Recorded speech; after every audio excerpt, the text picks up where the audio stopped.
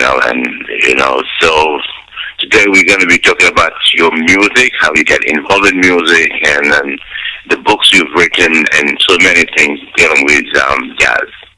Yes, thank you. Okay, great. So, Allan, my first question is, let's begin with your background in music. How did you get involved in music? Well, I actually had a very late start in music for the average musician.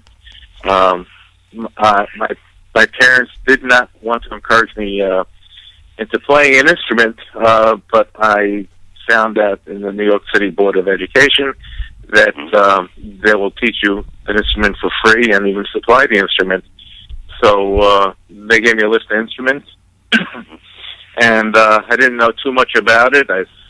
What I wanted to play, but the instrument that fascinated me was the saxophone.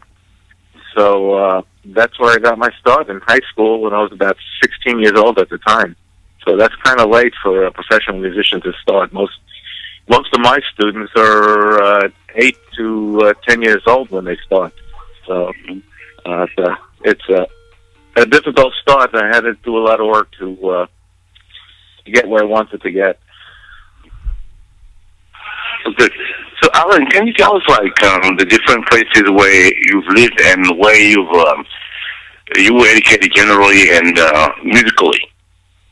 Well, I grew up in Brooklyn, New York, and that's most of my childhood and through my early 20s.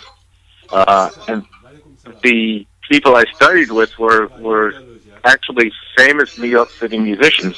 I didn't know how famous my first teacher was, but I found out later in life that he played under Toscanini, which was really impressive.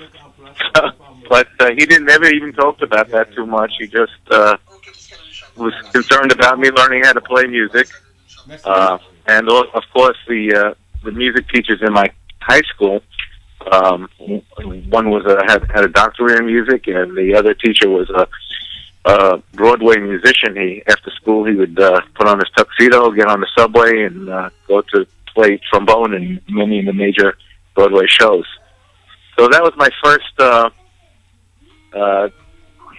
experience with music, and the musicians that I studied with. Well, just living in New York, you have access to all these great musicians. I learned from the best. I'm very proud of that. What kind of music do you play, and the instruments, and what kind of music and what kind of jazz do you mostly play? I started since my first private teacher was a classical musician. I studied classical music with him. He taught me clarinet, saxophone, and flute because I told him my goal was to be a professional musician in New York City, and he said, you need to be able to play all three of those instruments if you want to succeed in New York City. So my first experience was saxophone in high school, but as soon as I went to study privately, my private teacher told me that I better take up the clarinet because it's basically the mother of all the woodwind instruments. All the fingerings and all the technique for clarinet can be put on other instruments. So I learned classical music, but I listened to albums when I saw an album with a picture of a saxophone player. I would buy that album and listen to it, and my influences are some of the greatest jazz musicians that ever lived. I mean, John Coltrane and Cannonball Adderley and Charlie Parker. If I saw a picture of somebody, Sonny Rollins is one of my favorites. But I saw a picture of a guy holding a saxophone in an album. I had very little knowledge of it, but I would buy that album, and then I learned from that, reading liner notes and things like that. So I went really into jazz because that's what I seem to be attracted to. Mm-hmm. Yeah, it's a good way of learning, and I know you have your own group because I've seen you playing. And who else do you currently perform with and few others you perform. I mean, who else do you perform with? Because I know you have your own band and you play. Yeah, I play with my own group of musicians that I call. They're local musicians, but they're very good. Some of them are from New York City originally and Philadelphia. I live in Pennsylvania now, so I have access to both great cities, New York City and Philadelphia. But I get called to play with a lot of different musicians. Some blues bands call me, but recently I did an album with this guy Frederick Douglass, who was a very good jazz singer, and Frank Debusolo, who was a Grammy Award-winning guitarist, and I'm playing now with a Latin jazz group, which I formed with a very good percussionist, Hector Rosado. He's one of the best Latin percussionists on the East Coast. And we formed this group together, and we're experimenting, and we'll be playing this whole year. We have a lot of dates lined up in the area. And Allan, you are not only like a musician, I mean, playing all over. You also teach. Can you tell us about a little bit of your teaching? Yeah, I found that I love to teach. I didn't realize that that I had a knack for it. When I went to college, I didn't study to be a teacher because I didn't think I would be good at it. But after college, I found out that I just love seeing that spark in a student where I tell them something and they understand it. And when I see they understand it, it makes me feel good. You know, I feel proud of my students. I have a lot of very talented young students.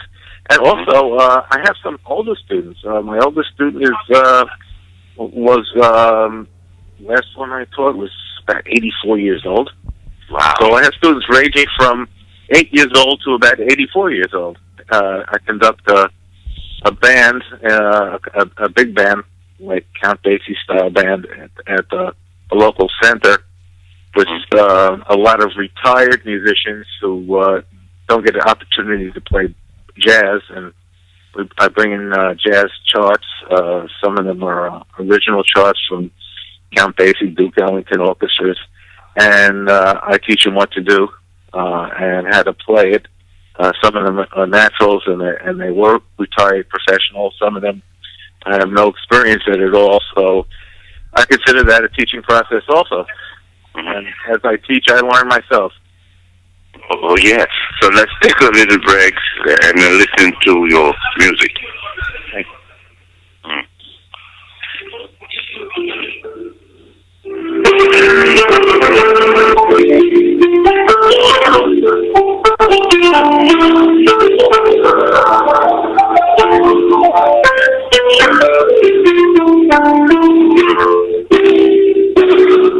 Yes, that was from the last album I recorded for this Frederick Douglass. The album's called In Good Company, and Frank Debusolo is on that. Chicago Carl Smith, a famous blues player, is playing piano on there. And, of course, that cut, I'm playing flute on there. That was a fun recording session. We actually did the whole recording session. We did the whole thing in about 3 hours. Wow, and what is the title of this piece? That was Fly Me to the Moon. Okay. Famous standard music. Who wrote that? Howard was the composer of that. Frank Sinatra sang that. You know, it's a famous standard. And of course, I'm playing flute on there. I play the backgrounds. Okay, Allan, we know you are a very experienced improvisation jazz musician and a teacher. Could you tell us, please, what motivates you to write the book you've recently published, which is called like First Step to Jazz Improvisation? Yes. Well, that came from my teaching. What was happening was all my students play in school bands, basically. Most of my students do. And they would come to me with the school band music and ask me to explain certain things to them. And there were pieces in the music where it said for them to do a solo, and they had these symbols, which are called chord symbols at the top. Most guitar players know what they are. But they didn't know what to play because there was no music written out. It was supposed to be totally improvised at that point. And I had studied in New York. I had studied with the famous Lee Konitz, who was one of Miles Davis's saxophone players, and he played in the Stan Kenton Orchestra. And I went to him with the same problem after studying classical music. I said I wanted to learn how to improvise, and he sort of took me under his wing, and I studied with him for about a year. And this was the technique that he gave me to learn from scratch how to improvise using just these chord symbols. So when I had my students come to me with the same problem, I said, well, let me do it the same way since it was successful for me. And I taught them the same way I learned, and then I started writing the notes out, how to, when you see this symbol, this is what you play. See that symbol, that's what you play. And after years of doing that, I said, well, let me just put this all into one book so that I don't have to repeat everything over and over again for each student. I can just hand them the book and go through the book as a step-by-step method. And lo and behold, not only did young kids like it, but adults started liking it because it wasn't the type of book where a lot of jazz books that I've read, and I've read a lot of them, it seems like the authors are talking down to you. This is what I know, and this is what you need to learn. And I'm not approaching it that way. I'm approaching it, this is the way I learned, and maybe you can learn this way too. And so there's exercises in the book, and there's blank things for people to fill out, and there's also answer sheets. So if somebody wanted to learn this without a teacher, didn't have access to the teacher, at least they would have the answers that they need. Yeah, but the title of the book is very catching. Footsteps to Jazz Improvisation. And what niche do you see this book as filling? Excuse me, I didn't hear that. I said, what niche do you see this book as filling? Again, this is for somebody who really has no concept of those musical chord symbols and what to do with them. It's really for somebody just starting out, learning how to improvise, general popular music. It doesn't have to be, it could be on any instrument. It doesn't have to be jazz. It can be even rock. You can apply this stuff to rock. And just lounge music or whatever you want to do. But it's a universal method. And I wrote it in a way that any musician on any instrument can pick this up and play it, as long as they know how to read the musical notes on a staff line and some basic knowledge of music. So the thing that's key to this book. When I started learning how to play a musical instrument, the first thing my teachers taught me was what's called a scale, a major scale. And I learned how to play it, and there's 12 of them. And every musician, from the third or fourth month of playing an instrument, at least knows a few of those major scales by memory, by heart. So the whole method is based on if you can play those major scales, which almost every musician learns right away, you can start to learn how to improvise. Do you have like an intended market for your book?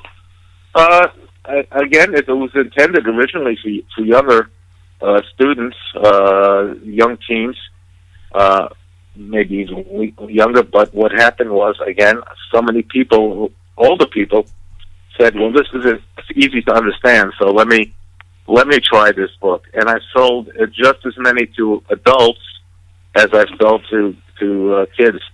So the market is for any musician who wants to learn how to improvise, and basically any style, even rock. It's the same method, same procedure. That's really good. And if it is intended for any musician, do they need any basic skills? They need to know how to play at least a few major scales on their instrument. They need some basic knowledge of their instrument. I wrote out all the major scales in the book, so if there's one that they don't know, at least they can, look at it and see what it is. I've also made a lot of examples online, which this book has a barcode in it, which if anybody knows about this, they can take their cell phone and scan that barcode, and it brings them to one of my web pages, which has all play-alongs. So I have an accompaniment to practice with. So it's not just reading. You can actually play and have professional musicians accompany you, and there's no CD to purchase. There's no it's all free. So once they have the book, they have access to that, and the exercises are demonstrated also online, and it's all free. It's all included, no extra charges. A lot of books put CDs in the back, and that adds to the expense of the book. I try to keep the expense of the book down. So I put it online, and everybody has access to the same files, music files, and they can play it on any computer, a Mac, a cell phone, a desktop computer, anything that has internet access. You just talk about major scale in jazz. What is a major scale? A major scale is just a series of notes in a specific order. I believe you have a file there, an example to play. Yeah, I'm gonna play the file. So that's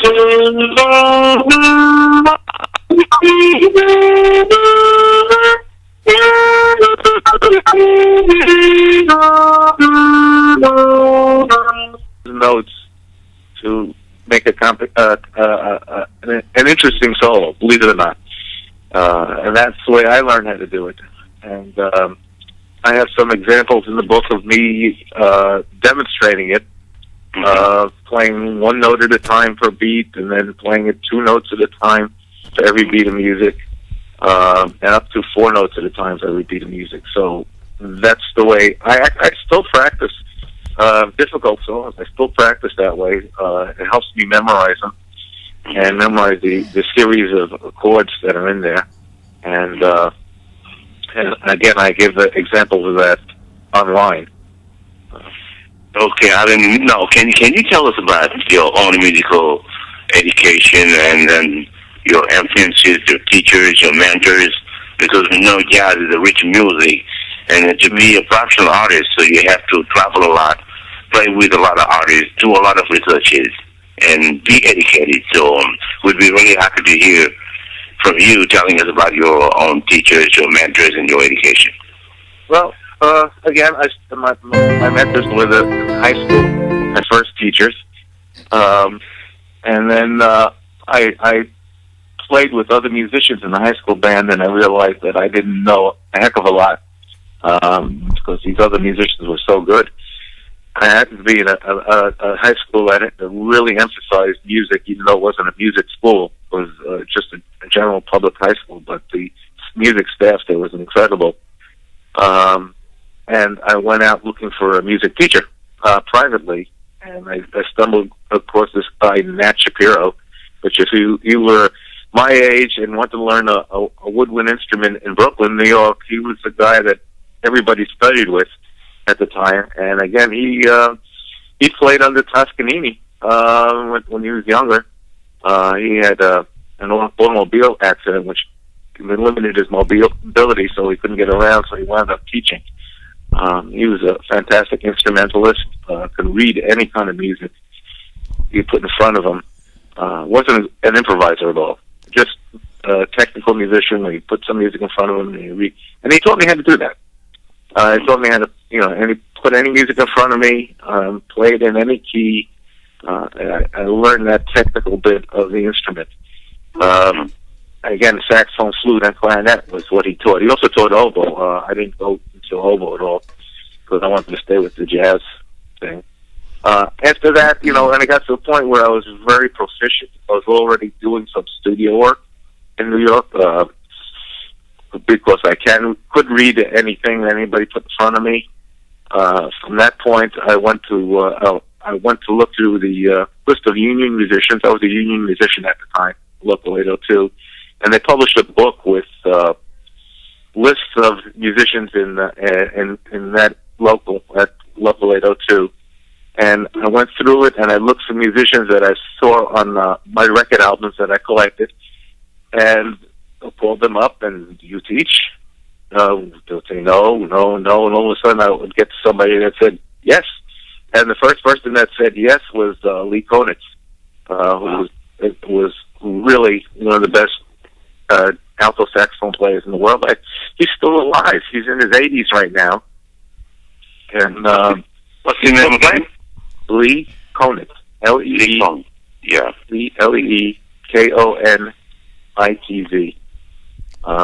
And he's very famous in jazz circles. He's very well respected, and at the time, again, I had albums with him on it. I liked the way he played, so I gave him a call. I mean, I had guts to do that as a kid, but that was my goal. That's what I wanted to do. And I studied with him for a while, about a year, and he had to move on. He had to move out of his apartment in New York at the time. He had to do so. I couldn't study with him anymore, and I went through the same process. And I called up other musicians in the area. Wasn't too successful with that, so I went back to my original saxophone teacher, and I said, "Who would you recommend?" And he recommended one of his former students, who was at the time playing with Elvin Jones, the great drummer, David Liebman. So I said, "Well, he was one of your students. Let me go check him out." And I bought some albums with Elvin Jones and David Liebman on there, and found out how good of a musician he was. The guy's again still around, still playing, very active player. He teaches all over the world. As a matter of fact, he just recently had a tour in Africa about a month ago. So so he's very well versed, and I studied with him, and he taught me different types of harmony and different approaches to music, which was a little freer than Lee Konitz taught me, but it was a wonderful education I got from him privately. Yeah, it's good. It's always good to have good teachers and good mentors when you're an artist or you're a teacher. Hello, Ibu. Hello. Yes. Yeah. We thank Allan so much in his explanations about his music, his career, and everything. We know jazz is a classic music. So, and if we talk about jazz, we definitely think about the black people, because jazz is part of the black culture. So, and we heard in the past that a lot of jazz musicians were at the same time engaged musicians, in civil rights movements. So the messages they used to let people know, they usually send their messages through the music. So what I'm asking to Allan is that, is he an engaged musician, like a civil rights movement leader or something like that, or activist? As far as jazz is related to, the fight for the black people or something like that. Yeah. Yes. I'm not an activist per se, but if you look at my history of musicians that I played with, every band I played with was integrated. It wasn't about who you were as a person, but it was about how you played your instrument. So if you look at all musicians, basically that's all they really care about. They don't care about color of skin, ethnic background. Yeah. Right now I'm playing with a Latin band, and it's a quintet, and and 4 of the musicians that I'm playing with are Hispanic. Yeah, that's So, why that's why I doesn't said matter to me. yeah. What's the cultural background? Well, it doesn't matter. It's cultural because that influences music. But as far as where I play in places that like jazz. So there's very little, if none, discrimination in those places. My one experience as a youth, I'd say when I was about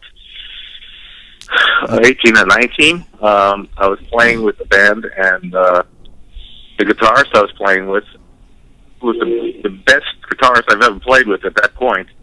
He happened to be black. Did it bother me? No, it didn't bother me. It didn't bother anybody else in the band.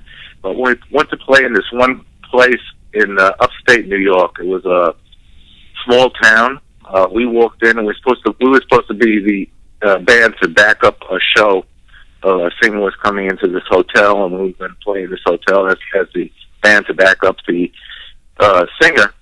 The owner of the hotel says, "Oh, you can't play here. This guitarist is black. You got to find somebody else." Yeah. I looked at her like she had 3 heads. I said, "This is like 1970, and as growing up in New York is very racially integrated. I just didn't get that. Musician couldn't play because he was black. It was such a strange thing to me, and she insisted on it. So I said, well, if he can't come in here and play, we're not playing. We turned around, we packed up the car, and we drove home. It was about a 3-hour drive. We drove all the way up there 3 hours, and when she said that, we turned around and went home, and she didn't have any music for that act that came in, and I didn't give a darn, It wasn't right what she did, and we were all insulted by that. So, again, being a musician in New York, race is irrelevant to the product, is what I'm saying. Music is music. Exactly. If you look at all my albums at home, I'd say 80% of them are black musicians, because jazz was the music that was introduced to America by black musicians, and it had nothing to do with race. The guy was a great saxophone player. I got a copy of what this guy was playing. Yeah, that's why I said jazz. That was my whole life, being in New York, that happened. Where musicians of all races, colors, ages, didn't matter. I played my first band I played with, the piano player was 54 and I was 18. So, that's why I said music is. That's why I said jazz is classic. That's why I said jazz is classic, and there is no boundaries in music. And we know also that the culture of the music is wonderful. Yeah. The people who rejected it were horrible. That's all I can say. And we know that we know that you're doing wonders with your instrument. The saxo you play saxo very very extraordinary. So that's why I want people to listen some of your a short sound of the instrument you're playing. Yeah. Okay. Then I'm gonna play some music. Okay. No, let me play this one. I have a nice one here. It's like this, the major scale.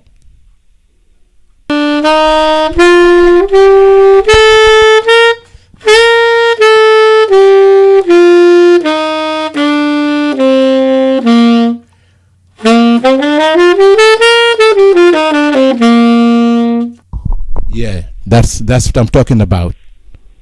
I have an example where I play again.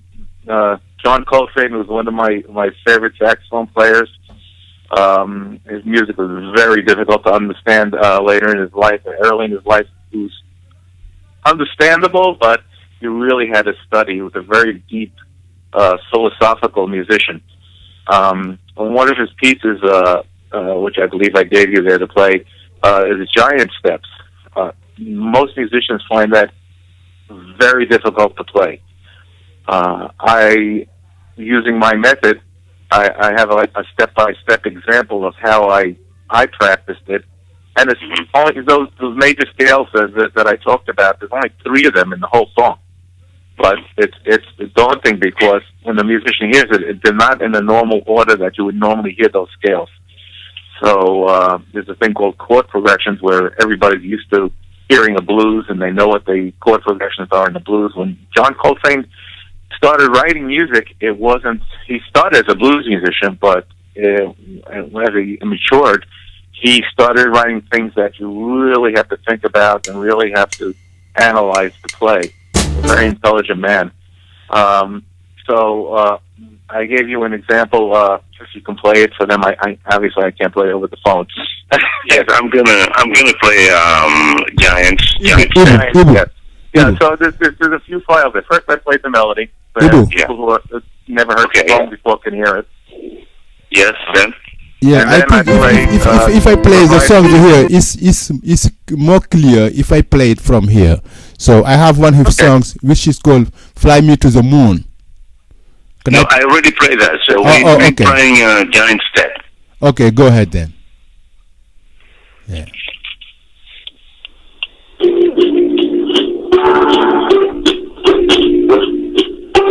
There's another one I gave you. It has says quarter notes on there, and that one is a little bit fast. So it's 2 notes for every beat, basically, on that song. And this is the way I build up a solo. Is the one that says quarter notes. There's one next with one melody. No, with quarter notes. There's quarter notes. Yeah, I got it. Yeah, it's Play that one, and that's the same chords, but I made the solo using 2 notes. I'm going to use it as examples. The next one is 8th notes, where it's double that, but still using the same chords. You don't play the full thing, but just play a little bit of that so they can get an idea. And then after that, I have one called the complete solo, where I just put everything together and put it into one solo, which is the next one. Do you want me to play the 8 notes? 8 notes now. You don't have to play the whole thing, just a little bit so people can understand what it is. Okay, we remind our listeners that our guest today is a jazz musician player, and his name is Allan Meyerson, who is a great jazz musician playing in the tri-state, New York, New Jersey, and Pennsylvania, and somewhere else. Thank you. Okay.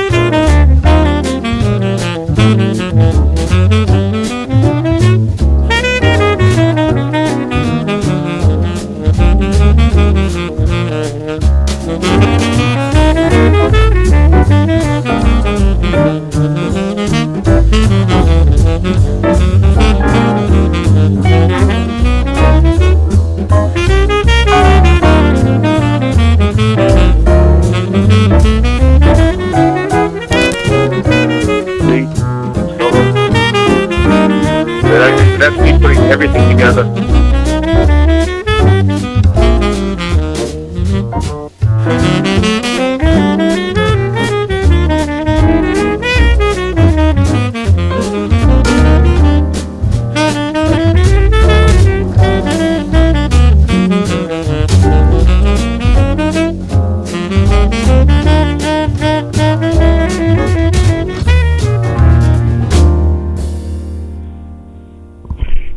Okay, that was Jazz Step 8 Notes by Allan Meyerson. Okay. Now the last one is using all those techniques. Says complete solo. Again, you don't have to play the whole thing, but that's me using all the techniques in the book to step by step. I showed you step by step how I built it up, and the last one is a complete solo using everything that I demonstrated before into some comprehensive type of solo.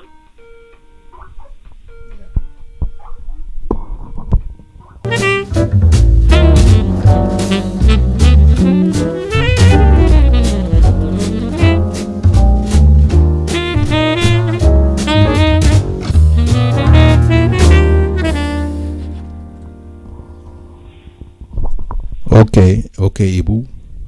Okay, so that was putting my method to use, putting step by step, and the music tracks that I have to play along with the book are slower, so that you really don't have to get nervous about trying to keep up with a band at a faster pace. But that was how I practiced, and how I still practice songs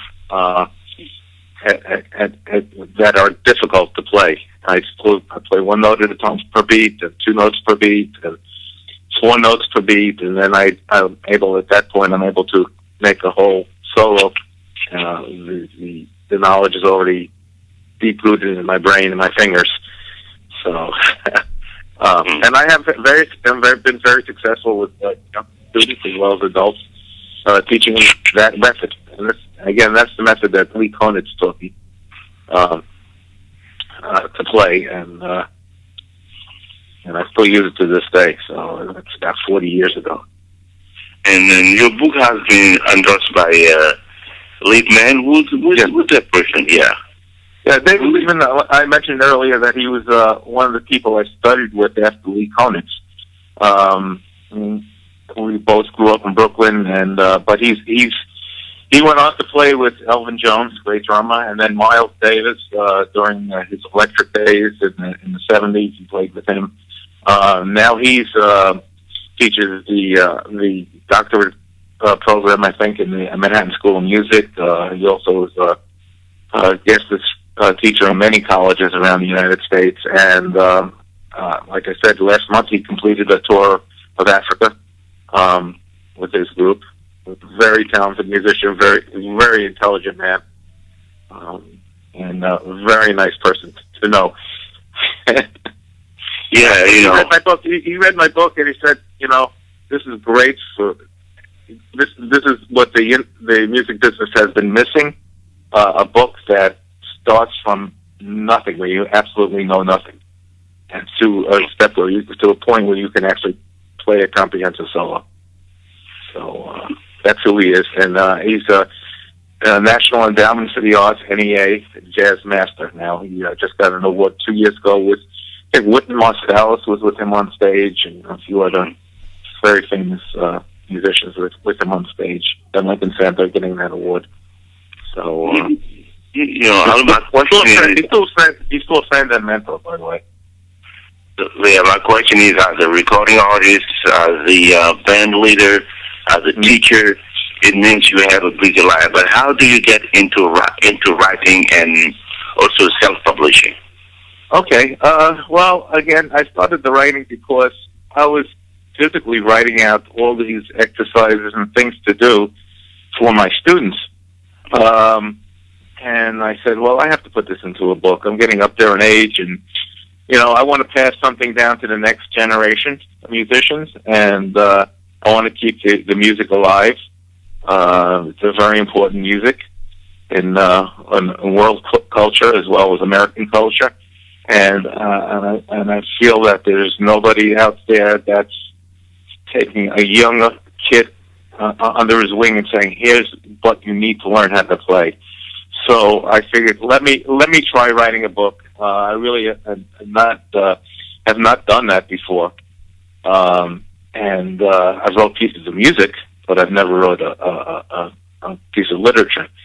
So I went to a few different publishers, and I couldn't find anybody that would take this book and help me publish it. So, being the stubborn person I am, I said, well, I'm going to do it myself. They won't do it. I'm going to do it myself. So I found I told myself the software that I needed to learn to publish the book. I found a print house that does book printing.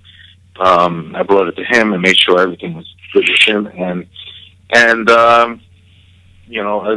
sold it to Amazon.com. I'm selling on Amazon, and there's a lot of bookstores in the area where I live that have it on the shelves. And then, lo and behold, Barnes & Noble just read it, and they said they liked it. And so now I have a major distributor, Barnes & Noble, major bookstore, that actually carries it in their inventory. So I'm very proud of that. That somebody, a business of that stature, says, "Hey, this is a good book," and they actually bought a quantity of them for me. So you can purchase it online from Barnes and Noble.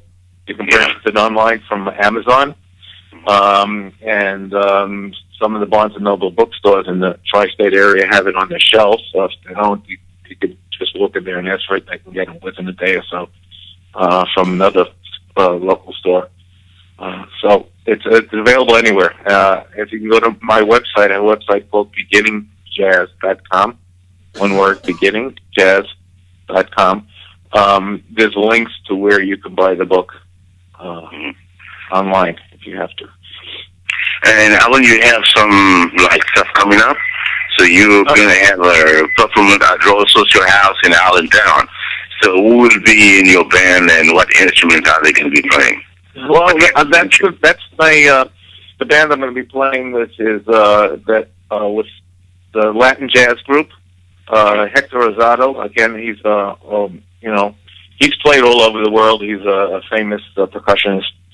Patrick Palladian is a French piano player.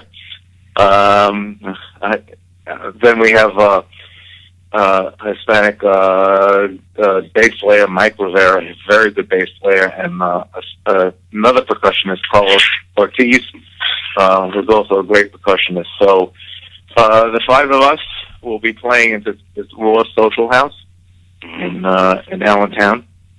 You can look that up online. It's Raw, ROAR, Social House, or you can go to my other website, my personal website, amsax.com, and I list all the venues that I'm going to play, and the addresses and phone numbers, so you can catch it that way. And then, Allan, you also on Facebook. Can you give your Facebook link? Yes, you can look up Allan Meyerson. You have to get the spelling right. It's ALLANMEYERSON.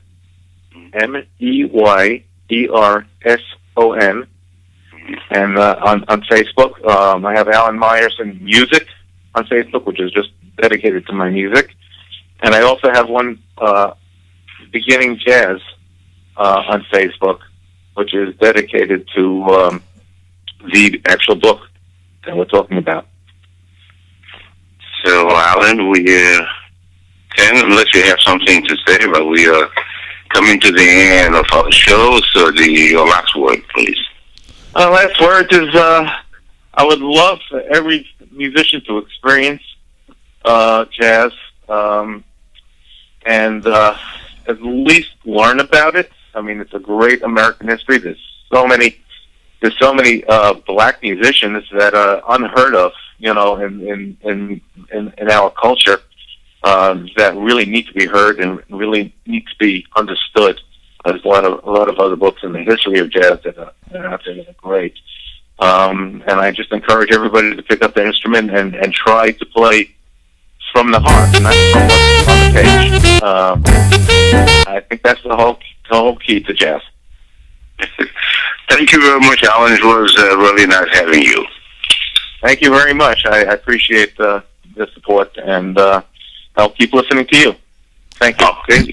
Great. Our guest today was Allan Meyerson, a jazz musician, saxophonist, based in Pennsylvania, right here in the United States. Is playing a lot in the tri-states in New York, New Jersey, Pennsylvania, and other places. Thank you, Ibu, and thank you, Allan Meyerson, the jazz player. We thank you so much for coming to Pikine Diaspora Radio, which is like we usually say, is a bridge between Black American culture and African culture. So we're trying to build that bridge so everything moves smoothly between the two cultures. So we're gonna close the program by playing this beautiful song of Allan, which is called Stormy Monday. Yeah. Okay. Okay, sen sunumboku hamnapre numo sunumboku.